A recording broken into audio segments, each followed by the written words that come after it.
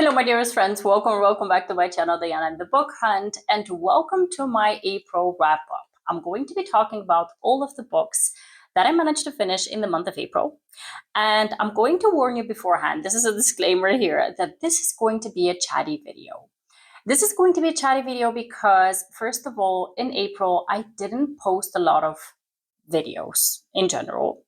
This is because I was really busy. I was also sick throughout the month, so I really didn't have a lot of kind of motivation and stimulus and voice to be recording and speaking my thoughts on books that I've been reading, but I didn't stop reading. So today I'm going to be discussing all of the books that I managed to finish in April, and some of them I actually have discussed shortly in my previous video, the new releases, are they worth it kind of video that I'm going to link down in the description box if you want to check it out if you haven't seen it yet. And a couple of these are books that I just recently finished, so they're going to be new that I haven't discussed yet. So I wanted to just shortly describe my mood lately. Thing is that April typically is a month with a lot of new releases, with a lot of books that everyone is looking forward to, myself included. I actually did manage to pick up a couple of the anticipated releases for myself that I really wanted to get to. A couple that I have on my TBR I haven't crossed off yet, but they're going to be read at some point, probably in May. And the rest of the time, I was just picking up books that really sounded like they're going to be 4 or 5 star reads for me, because I really didn't want to get into a slump, because I actually have slowed down my reading. So I'm very kind of intentional about picking up books that I really think or hope that I'm going to be enjoying. And I've had a lot of luck so far. If I have to be honest, the books that I'm going to discuss, I read 11 books in total in April. The books I'm going to be discussing, most of them were 4 or 5 star reads, and only 2 of them I think were disappointments. So I'm just going to go ahead and dive in with the first book that I managed to finish when I was still on holiday in Dubrovnik. And that book was Losing Sight by Tati Richardson. This book is a Black romance that has characters who are in their 40s, and I really loved the premise of it. It does have a magical aspect to it. We've got a heroine who works in like sports networking, so she is like a broadcaster for a sports channel, and she's kind of losing ground with her network because she is aging, and within, media, that is not always a good thing. At least that's what people in production say. And she is afraid that she's going to get traded with a newer, kind of perkier version of herself. And she has some problems with her eyesight, which is kind of making things worse, because she doesn't want to get glasses because she doesn't want to age herself. But at the same time, if she doesn't wear glasses, she cannot read for the life of her. So she has this issue where one of her friends says, you really need to see an optometrist. You have to go to a doctor to see what is going on with your sight. And she does so, and that is where she meets the hero of the book, who is an optometrist, her doctor. And he is someone who is immediately kind of infatuated with her. But at the same time, he's the kind of person who is taking things slow. He doesn't want to jump too fast on a relationship. So I really did appreciate that within the book. And the magical thing about this plot is that the heroine gets glasses that are actually magical. She sees men's aura when she puts them on, so she can very easily kind of gauge who is kind of aggressive and has some kind of personality trait that she doesn't like, while her hero has the exact perfect aura that matches her kind of vibe. So yeah, I really enjoyed this one. There were certain things that were a bit too much for me. Maybe the fact that she had a lot of men kind of wanting attention from her all of the sudden when she got those glasses. But for the plot itself, it kind of worked. But at the same time, it got to be a little bit ludicrous at some point. But still, I really highly enjoyed this book, and I would definitely recommend it. I give it 4 stars. I forgot to say, I give this one 4 stars. Let me just get some iced coffee in me. And then I'll continue with probably one of my favorites of the year. It's not a surprise, I've already mentioned it in a previous video of mine, that I absolutely love the latest release by Abby Jimenez that I actually purchased. It's over here, Say You Remember Me by Abby Jimenez. It's the latest release by Abby, and I fell in love with this complete story. So not only with the romance, not only with the characters, but also with the side characters, with the side plot lines. Everything just worked for me. This book centers on a hero and heroine who kind of instantly fall in love. This is kind of the peculiar thing about this book, that it does have insta love at the start of the book, something that I typically don't enjoy in books. But then it kind of gradually moves to a more of a slow burn relationship because it deals with a long distance relationship.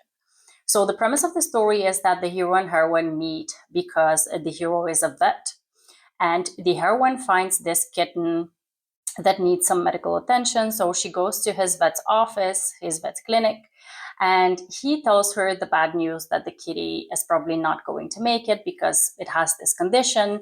And she's like, no, I'm going to fight for this kitten to live. I'm going to do like a GoFundMe page, and you watch me, I'm going to save this kitten.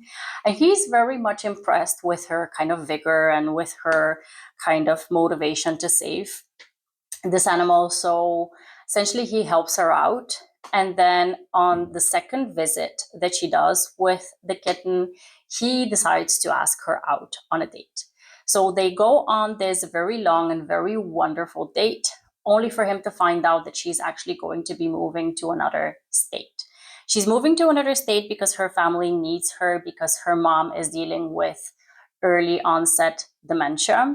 And this is where the story gets quite heavy. So bear in mind that there's a lot of trigger warnings that you need to look up for this book, because it does deal with caretaking, with certain kind of accidents that have to do with dementia. It also deals with, from the hero side, with gaslighting and a bad relationship between parents and son. So there's a lot of things going on within this book that make it more than just a love story. But for me, front and center is the long distance relationship between Samantha and Xavier. And I just love this story. I love the story because there's a lot of real things discussed in this book, besides the fact that you're dealing with someone you love being sick. You also are dealing with two people who desperately want to be with each other, but have all of the odds stacked against them, financial woes and distance and misunderstandings and time differences, and everything is just working against them while they are so much and so quickly falling in love with each other. It just worked for me. This book was an absolute gem. I really, really loved it. It's a 5+ star read for me. And I know that a lot of people have their kind of issues with it. And that is absolutely fair. This book is not going to be for everyone, but to me, it was perfect. And then I read the audiobook for All the Missing Pieces by Catherine Cowles. This is her latest release that is a standalone release. It's a romantic suspense book that deals with a heroine who, when she was in college, her twin sister went missing. She was kidnapped and she was never found after that. So she essentially is dealing with grief over that situation, but also with trying to figure out a way of kind of commemorating her sister's memory, but also her situation. So she starts up a podcast that becomes quite popular. It's this crime mystery kind of a podcast that kind of delves into different kinds of cases that have to do with similar crimes to what has happened to her sister. And she travels around with this kind of a camper RV kind of a thing. And she goes to different locations to interview people who have gone through similar things, or at least are familiar with certain cases that are familiar to, or at least similar to, the one that her sister went through. And she has become really popular. And now she's going to this small town where she's going to be hoping to interview a girl who had been kidnapped but has escaped, and nobody has yet interviewed her. And she's become quite the recluse. So she really needs to work, our heroine needs to work towards breaking down the walls of this girl, and the romances between herself and the girl's brother, who is also the sheriff in this small town. So there is a lot of animosity at the start of the book between Ridley and Coulter, who are the love protagonists within this story. But they start to work together towards solving this case that has been weighing on all of them since they were young. So yeah, I really enjoyed the suspenseful part of the book. I think Catherine Cowles has found just the perfect way of combining romantic elements with suspenseful elements, and also with having the surprise kind of twists and turns in the end. So there's a lot of kind of thrillery vibes that are very well incorporated into the romantic setting of the book. So I really highly enjoyed this one, and I give it 4 stars. Then the next book that I read that I don't think I've discussed before, I'm not sure, but this one is called In the Details by Julia Wolf. Now, I hadn't read a Julia Wolf book before, but I really enjoy this one. This one centers on our heroine Clara, who is this single mom, and she desperately needs some time for herself, and she loves to ride her motorcycle, which I really love that the heroine is riding a motorcycle. She rides her motorcycle outside of her city, and she goes to this biker bar, and she finds someone to hook up with there, and she has a very good connection with this guy, and they have this kind of an agreement to do these hookups without really knowing too much about each other. And he's also a motorcycle riding hero. And what happens is she is part of this huge, I think, like automotive kind of a company that deals with cars or car parts and stuff like that. And she's at the top of it. So she's a billionaire herself. And she gets presented through her family, because it's a family business. Through her family, she gets presented this opportunity to work with another company. They want to partner together. And it turns out that our guy from the bar is the CEO of that other company that wants to partner with them. So there's going to be kind of a workplace romance, forced proximity. We've got a single mom, and we've got a trope that I don't want to disclose here so it doesn't get spoiled for you. But there is something going on with the hero as well within the book that is very interesting to kind of unravel within the story. And they have this amazing relationship. But I think it's an interesting story because they really start off with a physical aspect within their relationship, not really thinking that it's going to progress into more. But then the more time they spend together, the more it turns out that they're really compatible. So I really, really enjoyed this one as well, and I gave it 4 stars. And then I read Sunrise on the Reaping by Suzanne Collins. This is the latest book that came out within the Hunger Games world. And I think everyone was anticipating this release because we all knew that it was going to be Haymitch's story. And seeing as how he turned out in the Hunger Games books, we all knew that this was going to be a bit of a heart-wrenching kind of a book.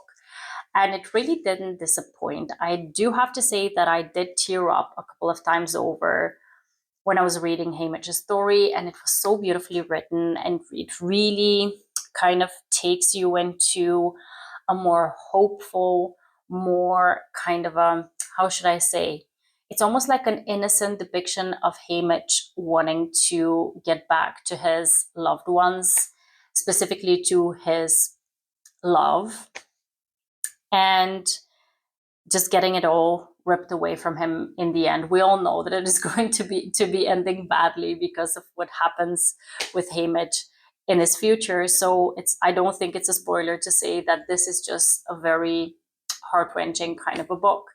And it was still really thrilling to see Haymitch going through the Hunger Games. It was really thrilling to see his relationship with the rebellion against the capital, and just everything brings you back to what the beginning is of what Katniss had then gone through when she was in the Hunger Games. So I really, really appreciated this book. I highly enjoyed it and I gave it 4 stars. And then I also read another of my most anticipated releases of 2025, and that is No Ordinary Love by Maya Ariel. This book centers on a kind of a retake, remake, retelling of Sade's No Ordinary Love, kind of. We've got a heroine who is an R&B singer who is going through a divorce, and she's specifically divorcing her husband, who has also been her lifetime producer. So he's very much intertwined into her whole business and her whole persona as an R&B singer. And she desperately wants to break away from that mold, from how she was shaped as a star. She wants to do her own thing. And at the start of the book, she's been invited to this award show where she needs to present an award. And she's going to be presenting this award with our hero, who is a baseball player. He's a professional baseball player who is going to be presenting the award with her. And at the start, the first scene that they have together, they meet up and they're backstage, and she has a wardrobe malfunction. And he helps her out with that. And at the same time, she helps him out because it turns out that he's very nervous in such public occasions and he has a stutter. So she helps ground him when he needs to speak. So they have this instant connection, but she is going through a very messy divorce. So there's a lot of drama that is going around in the book. And at the same time, she is going to be doing a retake of No Ordinary Love by Sade. And she's going to be doing this video clip of, like shooting a video for this song. And they invite him to be her co-star in that video. And those chapters, that whole scene of them shooting the video together just made my romantic heart pitter patter. It was just so good. I really, really loved like the yearning that you can sense in this book. I loved the whole, I don't know, like will they, won't they situation, because they both like each other, but she is in a really, really tough spot in her life where she really isn't looking for a new relationship at this point in her career. And it's just a really beautiful story. I really highly enjoyed this one. I give it 4.5 stars. And then I read the conclusion to the Cowboy series by Lila Sage, which is called Wild and Wrangled. This book focuses on our heroine Cam and her hero Dusty. They have a second chance romance in this book. At the start of the book, she is a runaway bride. Or actually, she's not a runaway bride, but she gets stood up at the altar. I'm sorry, I'm reading another book right now where she's the runaway bride and I'm mixing them up. But this one, Cam is supposed to get married to this picture perfect kind of a husband that her family has chosen for her because her family is very controlling and she's a single mom. So she kind of has these kind of expectations that if her family approves of her husband, they're going to financially take care of her child. So she is kind of locking herself into this situation without actually being in love with her future husband. But luckily for her, her future husband stands her up. He doesn't show up at the wedding, and she is kind of needing to move forward with a completely different kind of a reality than what she had planned out. She needs to find a place to stay. She needs to figure out what she's going to be doing because her family is also kind of antagonizing the whole situation.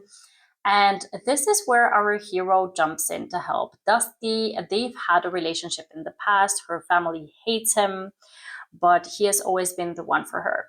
And the kind of inevitable love story between them is something that we're working towards with past chapters and present chapters within this story. And I really did enjoy it. I give this one 4 stars. I think it's a very solid conclusion to the series, and I really enjoy Lila Sage's writing.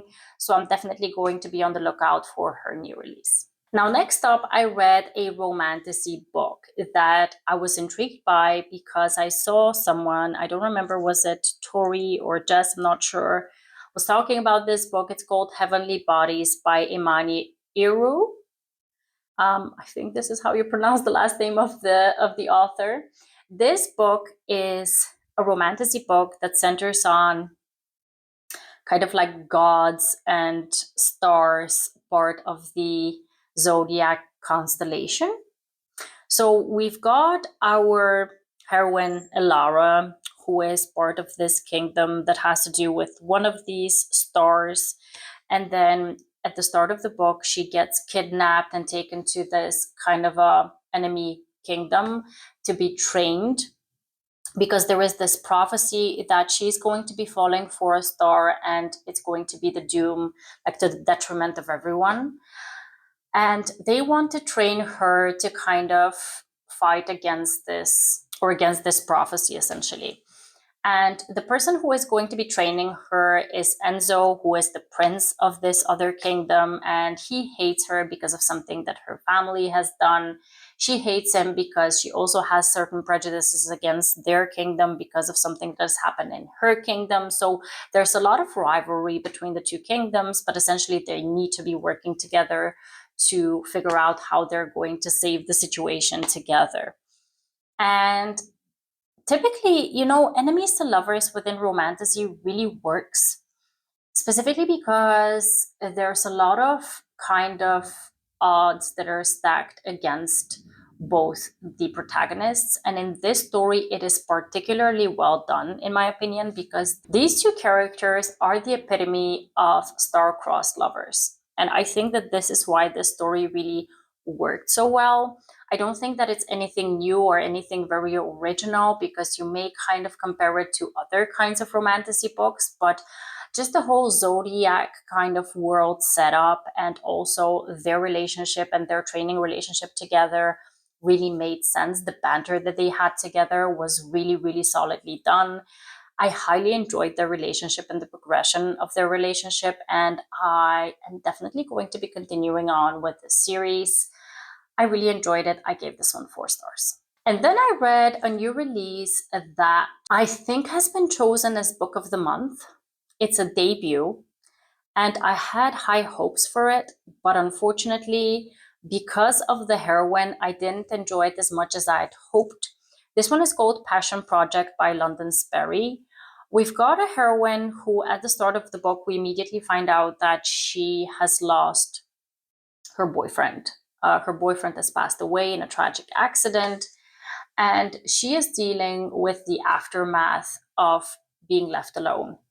And she is in New York. She really doesn't have a future mapped out for herself. She's doing these temporary jobs to get by, and she knows that she needs to kind of try to move on. So she is going to be going on a date at the start of the story, but when she goes on this date, she figures out that she cannot do it. She's not ready to date yet, and she decides to kind of ghost this guy that she's supposed to go on a date with. She goes to the opposite place of where she's supposed to be to kind of get drunk and blackout drunk in this kind of small, like, Italian restaurant, I think, and she passes out in the bathroom.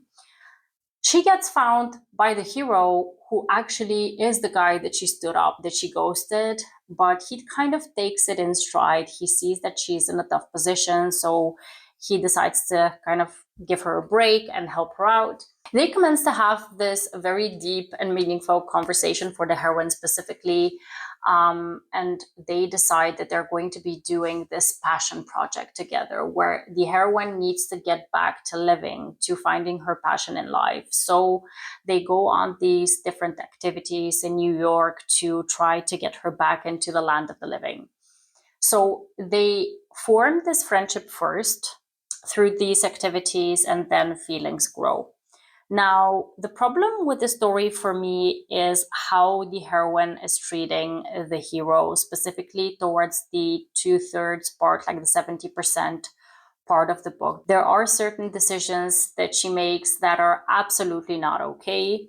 And even though towards the end she needs to redeem herself and she makes this grand gesture towards him, I just didn't understand all of the decisions that she made in the first place. Even like, if you make one bad decision, I get it. But then if you keep on making bad decisions, I just don't find that it's redeemable in the end. And that's why it kind of dropped down in rating for me. I gave this book 3 stars with the idea that I really did like the writing of the book. There were certain parts that were so beautifully written that I was like, oh, I just wish that this heroine was kind of, better. I just had more hopes for her. And then I love the hero, and I just thought that he deserved better in the end. I don't know. I just wish that this story had gone in a bit of a different direction in the end. But anyways, I think this is the kind of a situation where I've given this book 3 stars with the hope that when a new book releases by this author, that I'm going to pick it up and I'm going to really love it because I love the writing. So I'm probably going to give this author another try once they release a new book. All right, we've come up to my biggest disappointment, probably of 2025. And this is going to be the case, I think, for a lot of people with Emily Henry's new release, which is called Great Big Beautiful Life. This book, I have so much thoughts on this book. I just did not enjoy it as much as I had hoped. And I see my rating here, and I feel like it's not true to what I actually feel now that I'm going to be talking about it, but I'm going to explain myself first as to what this book is about and what my feelings were. So we've got a situation of a heroine who is extremely positive. She's like the biggest optimist that you can meet, and she's a writer.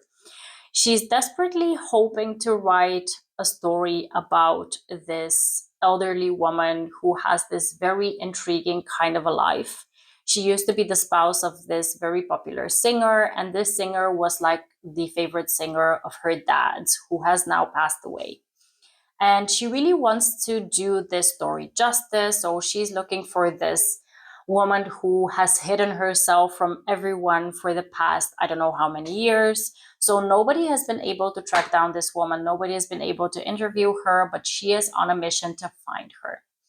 She has finally found her, and she wants to plead her case to be writing this life story about her. But then she finds out that this woman actually is definitely wanting to have her story told, but not specifically by her. She's going to be interviewing her and another writer who is our hero, Hayden. The two of them are going to be kind of fighting over this position over the course of a month. So over the course of a month, they're going to be taking times throughout the week for herself to interview her, himself to interview her, and in the end, the woman is going to kind of make a decision on who's going to write that book. Now, the heroine, like I mentioned, is quite the optimist, very sunshiny, very bubbly, while the hero is more of a kind of a closed off, a recluse kind of a person. He is very stoic because of his background, his family, the expectation that his family has always had of him.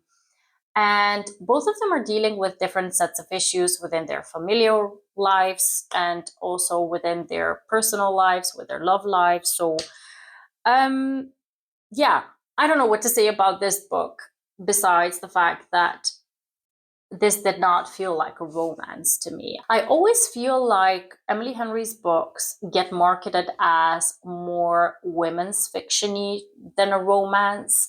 But in her previous books, you definitely got a 50% romance heavy book, at least. You always have this other plot line that runs parallel to the romance that drives the story, which I completely understand and love. But within this book, the romance felt like 25 to 30% max. And the rest was all this woman's story and them writing the book and figuring out if they're going to be rivals really, or whether they can live with the thought of not writing that book.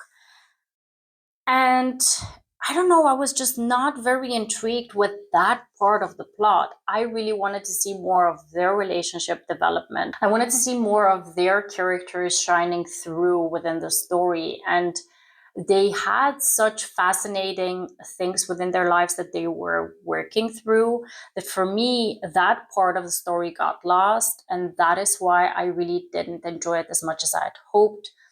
In the end, there were also certain things that got resolved for the heroine. While for the hero, I felt like his part of the story was kind of patched up to fit within the conclusion of the romance, which I didn't really love, because his part of why he became the way that he has become is very much codependent on what has been happening in his life with his family. So for me, I would have loved to see that part of the story unravel more. So I don't know, I just felt so incomplete at the end of this. I felt like it just could have been so much more.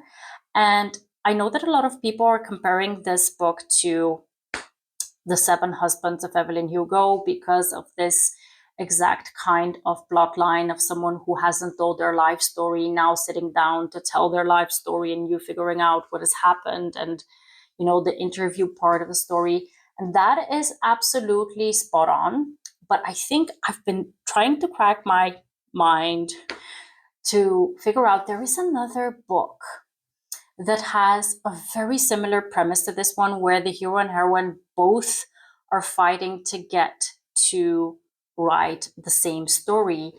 But eventually we know that one of them is going to get pissed off at the other, that they've lost out on the opportunity. And I just cannot think of which book that is. If you know which book it is, please let me know so you can help me out. But it just, essentially, this book felt like it was a kind of a mashup between different books that I've already read. And it was nothing original or new to me. And I just didn't love it as much as I'd wanted to love it, as much as other Emily Henry books that I've loved. Essentially, if I have to think about all the books that I've read by Emily Henry, I've read everything she has written since Beach Read. And the one book that I really dislike by Emily Henry is Booklovers, and the rest I've given 4 or 5 stars to. This one, I originally gave it 3 stars because I really do like her writing, and it just, I don't know, you get invested in the story when you read it. But at the same time, I just had so much want for this story to be better, that, and maybe because also I was expecting maybe too much and it was a disappointment in the end.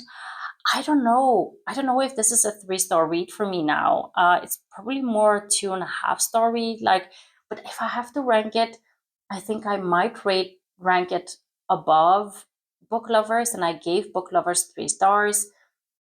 So maybe it's still a 3-star. I don't know. I'm conflicted, honestly. It's just that it's a book that definitely could have been a 4 or 5-star read for me, but it just ended up being one of my biggest disappointments, unfortunately. All right, I've got one more book to talk about, and that is The Writer by James Patterson. This book, let me first say, I don't read a lot of thrillers. I may read maybe 2, 3 thrillers a year.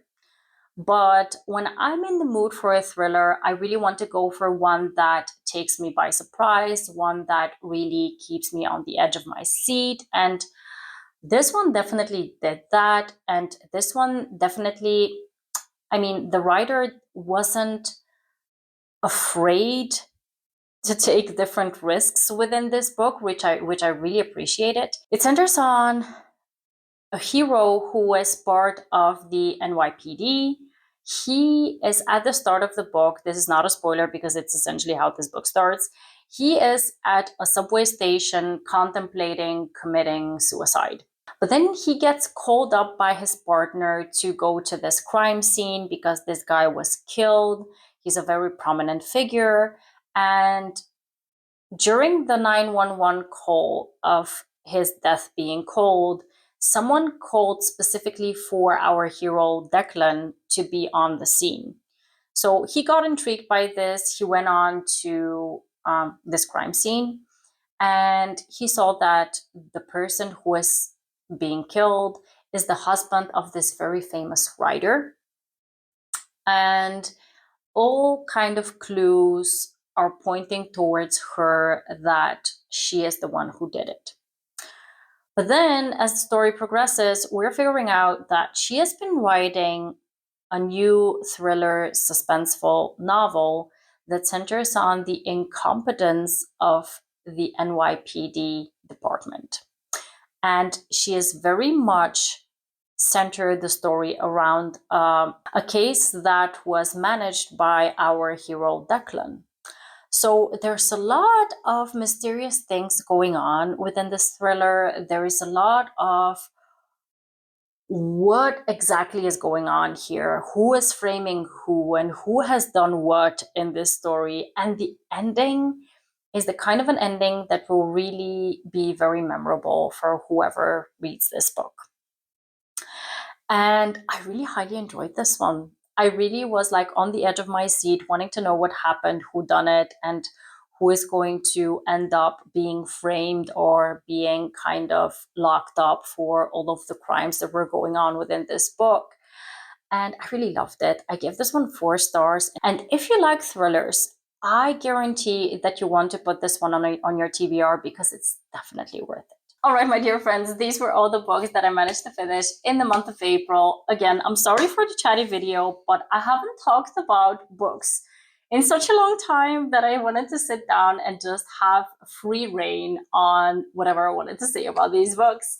I hope that I get to make more kind of shorter videos in the next couple of weeks. So I definitely want to do like a mid-month wrap up for May, so I don't have to talk about this many books within one go, but we'll wait out and see. We'll see how May is going to treat me, whether I'm going to have the time for it, because I am really busy right now. Like the next couple of months, I have a couple of projects lined up that kind of leave me feeling like I don't have as much time to film and also read, because honestly, typically I'll read at least 15 books a month, but lately I just haven't had the time to do that. So we'll just wait out and see. I'm going to do my best to update you more often. And also I have a couple of trope recommendation videos that I definitely want to put out in May before summer starts, because those are the kinds of books that you'll probably be in the mood for in the summer. So I'm going to work on those, I promise. And I hope to see you in the next one. If you haven't subscribed yet, please do me a favor and do so if you've liked my videos. And I hope to see you in the next one again. Have a wonderful, marvelous day. Happy reading. Take care, and